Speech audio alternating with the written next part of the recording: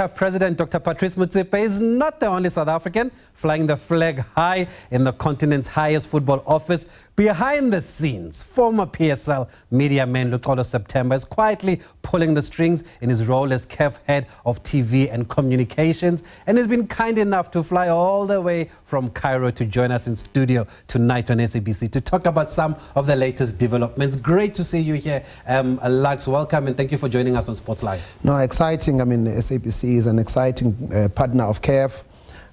So when you guys told me I must come here and asked me to come here, really excited to be here, and of course to talk to you, someone who's really making a name for himself in the industry. Oh, you're far too kind, Lux. But let's talk about the SABC on a serious note, though, because there's been a change when it comes to accessibility of football on the continent, and you were adamant that the public broadcaster, and not just the SABC, but even other national broadcasters around the continent need to have access to these matches, and we've seen that. Are you happy with how it's been delivered and how it's been received, and why was it important also for you as CAF? I think one of the biggest challenges that Dr. Patrice Motsepe gave, particularly to me when he gave me this job, took a big gamble on me 4 years ago, was that we need to make football accessible. You remember that before he was a CAF president in South Africa, you couldn't watch CAF football. There was a blackout, a complete blackout. And he emphasized that we have to have the national broadcasters with us so that we can make football accessible. Initially then it was Keletso who was really involved, and really unbelievable support with SABC from that first year for us, because it was a very critical year in turning around CAF, in ensuring, I mean, I think at that time there are 54 countries in Africa. I think there were only about 15, 16 countries that could watch CAF football. Unacceptable in if you want to grow the product. And now, I mean, with the leadership of Nomsa, who I think not only appreciates sports, but understands sports a little bit better. So you've got the support higher up, from the CEO to the head of sport, people like Orapeleng and others. They all buy into the vision of what football does. The product of football being the game of billions, not only in Africa but beyond that. And I think the relationship between CAF and SABC is now stronger than ever, is healthier than ever, is more productive than ever. And really thanks to the leadership here for buying into it, because when I was in South Africa, there was this lazy thinking that football doesn't sell. It didn't make sense to me. How can something that is supported by, I mean, there's 60 million people here, but at least 15 million of them share the passion of football? How can you say this? I just thought it was a very lazy thinking. There was not enough being put, not enough processes and enough thinking being put into turning the product commercially. And now we have a sustainable product. Not only that, you didn't stop there. You went then to Europe. And you managed to make sure that some of the top broadcasters are also showing African football, especially AFCON, and we've seen the results. It looks like it's even it's doing much better than it was expected on their platforms. Again, it's about leadership. Everything is about leadership. If you've got a wrong leader at the top, if you're the person who's leading the organization, a president, doesn't have the right focus. Our current president, Dr. Motsepe, he's the person who's always pressing the buttons. You know, I mean, there are these famous 2 a.m. calls whereby, whereby he asks, what are we doing about this? So from our side now, he said to us, we have to make AFCON the best ever. Now we have to go and check, what does that mean? Okay, we looked in Cameroon, 580 million watched. Okay, we've got to create more access. Now, if you look at 580 million people in Cameroon, and you look at 1.4 billion people that watched Cote d'Ivoire, the growth of broadcasters to 110 in the world, in the growth in the digital media, the investment that we've had, I mean, the money we spend in that production, my goodness me, the budget for production that I have the privilege of leading. But if you don't have the product,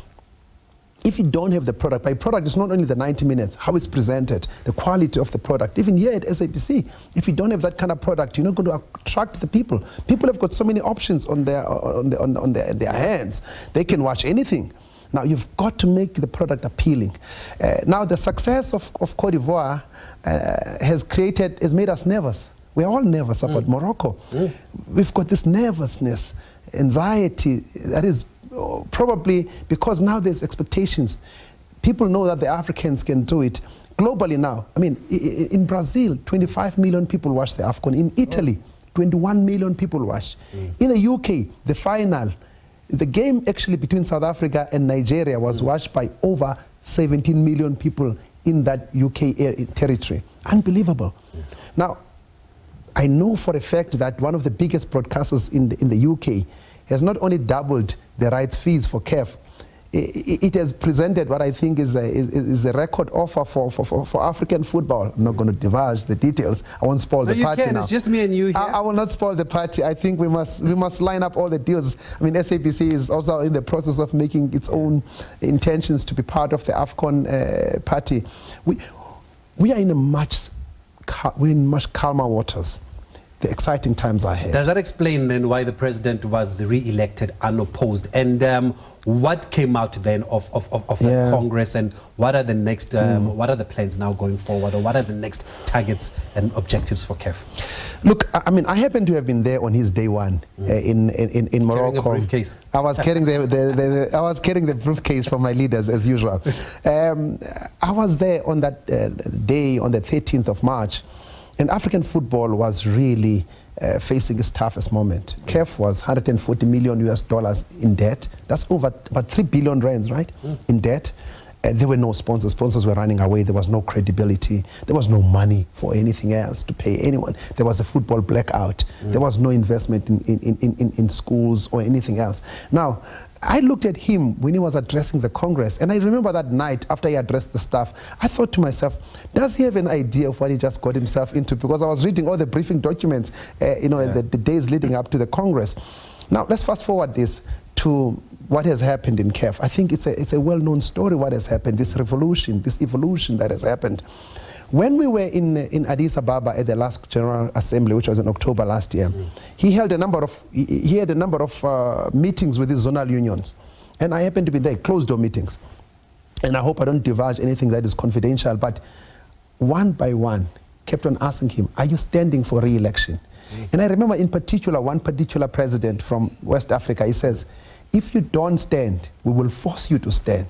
We will get your head of state to stand. We'll get you to stand." Now, because I think everyone understands where we were, everyone understands what African football is. And I almost think that football is almost, for us, at a time when there is this growing skepticism about whether or not the African people can do things for themselves, I think football, not only in CAF, but also here in South Africa, is an example we must advance to show that the Africans are capable. If you look at the PSL, it is now a multi-billion rands business. It is run by people from the townships and from the villages. If you look at CAF, who is at the helm of CAF? A man from Soweto. Now, it shows for me, it's a case at a time when there is this growing skepticism on whether the Africans are capable, that we are capable, that we are enough. So football is leading the way in this.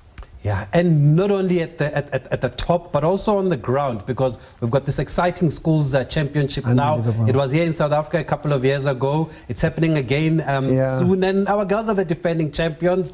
They're winning everything. They're winning everything all the time, as usual. What is boring. the thinking there, and what has come out of the schools championships? An exciting project, really. I mean, it's a brainchild of the CAF president. I mean, I hope I don't sound like a praise singer now, but not only did he come up with this idea, he put $150 million of his family money on it.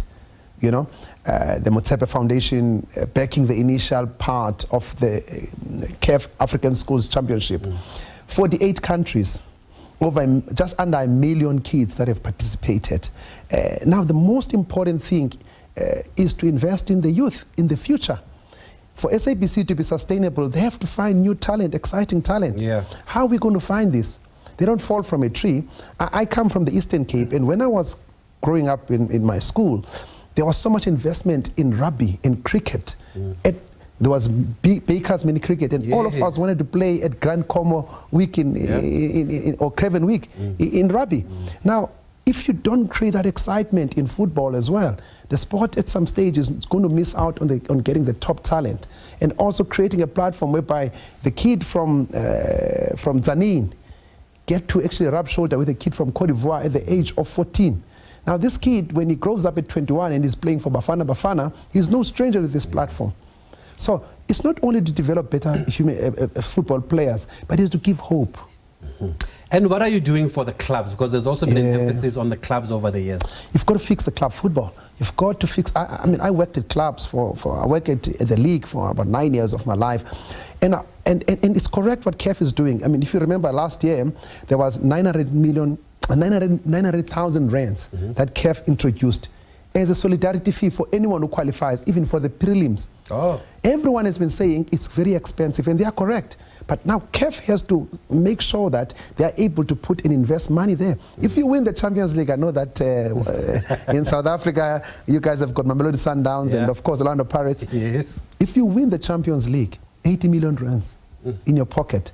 That's more money for investment and, of course, to grow football. There is and because, I mean, our president comes from a club at some stage in his life, he understands this. That is why there is more investment that is happening. And I think what's important is that football money is going back to football in this era. Okay, and just finally, are you satisfied with the growth of women's football? We can do better. We have to do better, because for the longest time, women's football in Africa has been left behind. You know that there's been a 150% increase in the prize money in the Women's Champions League and also in AFCON. That is kicking off here in June, July in Morocco. But we have to do more. I think the corporates, I think everyone talks the big game when it comes to we must empower women. But we have to do something. SABC has to show more. I mean, I know that you guys are showing a league. I watch sometimes on Sundays when the Hollywood Bets Pro League is playing. I sometimes watch. It's a great initiative that you guys are doing. But let's be aggressive. How about a midweek show? A midweek show on women's football. How about we use this to develop the game? So we need everybody. CAF alone cannot do it. Not just having shows in August during Women's Month. Just quickly, are you able to give us an update of what's happening in Zambia with the election? Correct. I mean, we are obviously in touch with what is happening there. We've been there, and I think it's important to give space to the legal people who are looking into the matter there, and compile a report that responds to what FIFA, what CAF, what the government in Zambia, what the courts in Zambia, and the leadership in Zambia is talking about. And I'm sure at some stage we're going to find each other in the situation that is happening there.